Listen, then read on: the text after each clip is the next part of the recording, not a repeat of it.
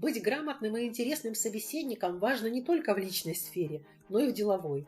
Чтобы ланч с приятелем или рабочая встреча не обернулись конфузом, стоит взять на заметку несколько тем, обсуждение которых нежелательно с посторонними людьми.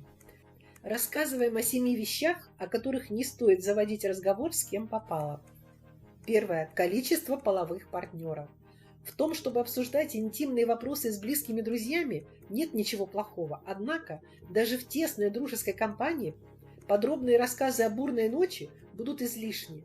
Не забывайте об этических нормах, которыми вы связаны со своим, пусть даже и бывшим партнером. В стрессовой ситуации людям свойственно высказывать больше негативных мыслей, но эмоции остынут, а истории о вашей личной жизни навсегда останутся в памяти других людей. Настороженно относитесь к людям, которые слишком активно пытаются узнать о подробностях вашей личной жизни. Это может говорить об отсутствии чувства такта или даже о злом умысле. Второе. Чужие тайны. Каждый человек знает как минимум один секрет своего родственника, приятеля или друга, о котором тот рассказал либо случайно, либо проявив тем самым доверие. Как бы то ни было, информация личного характера о другом человеке обязывает вас хранить молчание и накладывает определенную ответственность. Для того, чтобы не выдать чужую тайну, придерживайтесь нескольких простых правил. Если в разговоре с кем-то чувствуешь, что вот-вот проболтаешься, постарайся переменить тему или скорее закончить диалог. Если ты патологически не умеешь хранить секреты, предупреди ближайшее окружение о том, чтобы делились с тобой только той информацией, которую можно распространять. И в случае, если секрет тебе все-таки рассказали, а сдерживать его сложно, заведи дневник и подробно опиши на его страницах секретную информацию. Обсуди ее с самим собой, прокомментируй и отпусти. Третье. Проблемы со здоровьем. Тонкости здоровья также относятся к интимным темам, обсуждать которые можно только со специалистами и самыми близкими людьми. Не стоит рассказывать о своих проблемах на работе или в кругу приятелей, особенно если дело касается не только вашего здоровья, но и состояния вашего партнера. Во-первых, негативные темы отталкивают и настораживают людей, а во-вторых, вы можете нарушить этические нормы и субординацию. Если в коллективе интересуются вашим здоровьем, расскажите в нескольких словах о своем самочувствии и поблагодарите за проявленный интерес. Больше посторонним людям знать ничего не нужно. Четвертое. Визиты к врачам.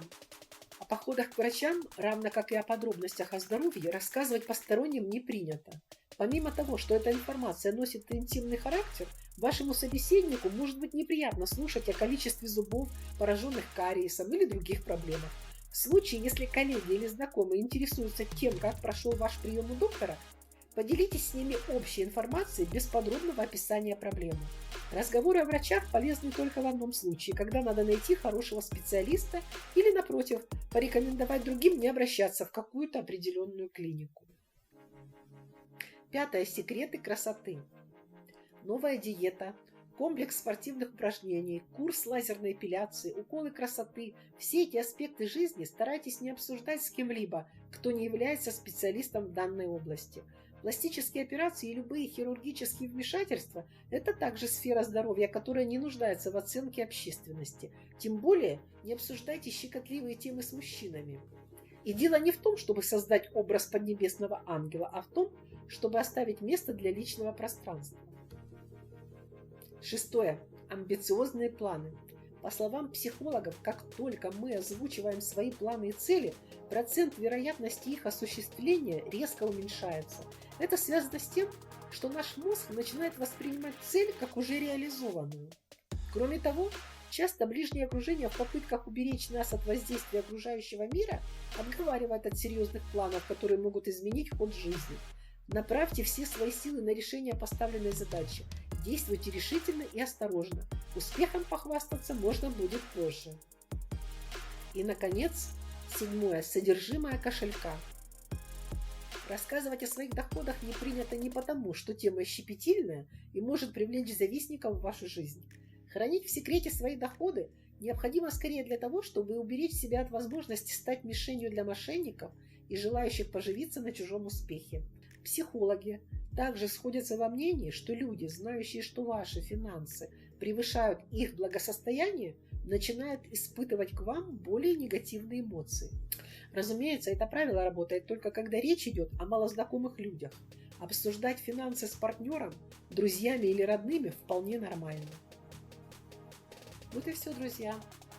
Надеюсь, что эти простые советы помогут вам в общении с малознакомыми людьми. Спасибо всем, кто посмотрел видео. Если понравилось, ставьте лайки, подписывайтесь на канал. Не забудьте нажать на колокольчик. Всего всем доброго!